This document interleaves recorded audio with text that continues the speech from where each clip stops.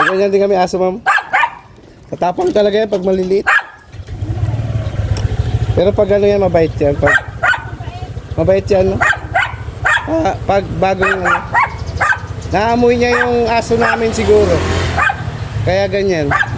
Yabang-yabang nito. Second drop ng Deliver Serye episode 32. Dito tayo sa may Barangay San Antonio, San Pedro, Pasig, Laguna, Buise. Gago. 210 po.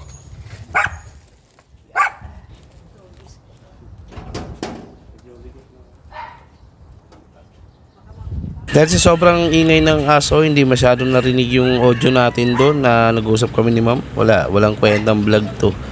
Puro aso lang yung naririnig. E di wow, aso, ikaw na yung bida.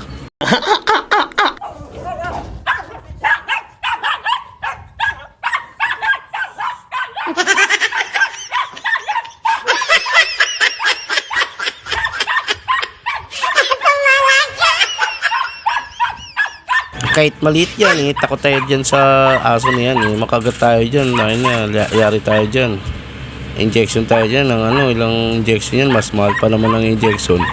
Di hawakan na lang natin yung gate, tingnan mo naman ang kapit ko dyan.